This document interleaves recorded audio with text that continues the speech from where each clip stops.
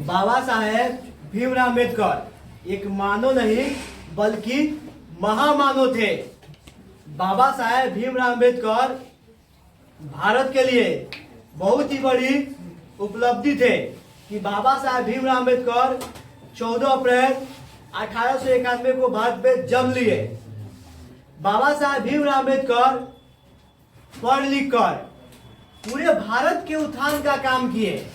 आजकल के युवा पढ़ लिख लेते हैं तो अपने निजी जीवन में व्यस्त हो जाते हैं, लेकिन वही बाबा साहेब भीमराव अम्बेडकर पढ़ लिख कर हमारे देश में जितने सारी कुरीतियां थी उसको दूर करने का प्रयास किए। और यहाँ तक कि हमारी महिलाओं को, हमारी बेटियों को, हमारे बहनों को पढ़ने लिखने का अधिकार नहीं था, उन्हें अपने पिता के संपत्ति में धन लेने का अधिकार नहीं था।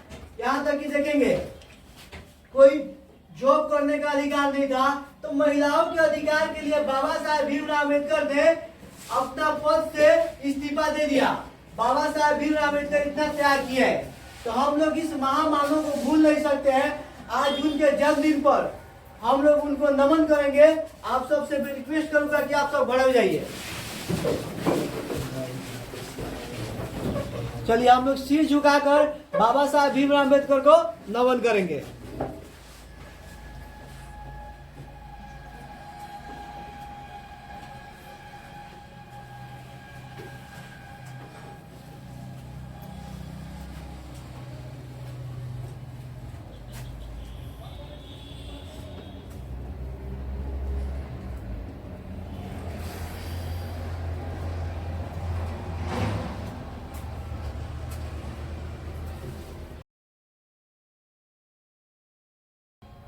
चलिए हो गया, अब बढ़ जाइए आप लोग। चलिए याद रखेंगे आज ही के दिन 14 अप्रैल 1891 मध्य प्रदेश के महू में बाबा साहेब भीमराव अम्बेडकर का जन्म हुआ था। उस समय हमारे देश में बहुत ही असमानता था। हमारे अपने ही लोग हमारे साथ में बहुत भेदभाव करते थे। इतना भेदभाव करते थे कि आज आप उसको गहराई से पढ़ लीजिएगा, जान लीजिएगा तो आपकी रुआ कांप जाएगी। हमारे अपने लोग ही देखेंगे हमारे देश के लोगों के साथ भेदभाव करते थे।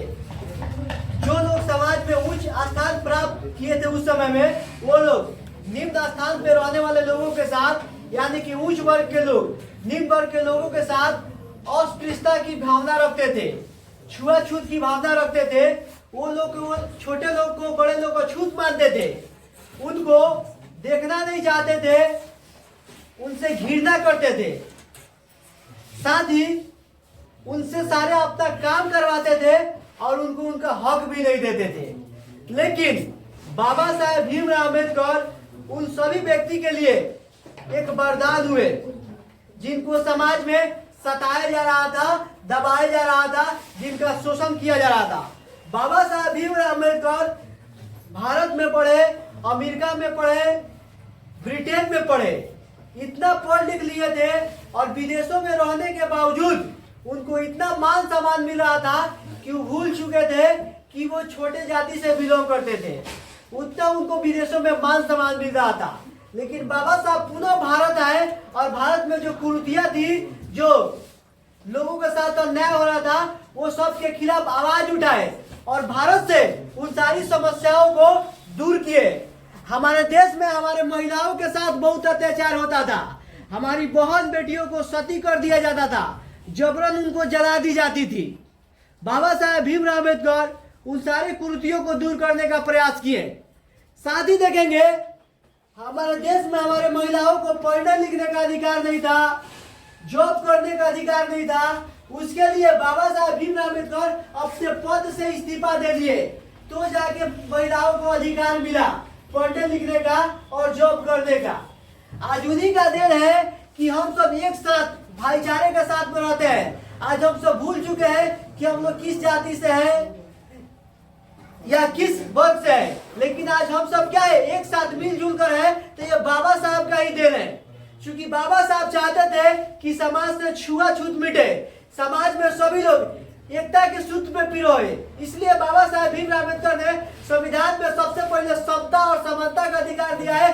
आर्टिकल 14 से 18, जिसमें आर्टिकल 17 में अस्पृश्यता का अंत किया है।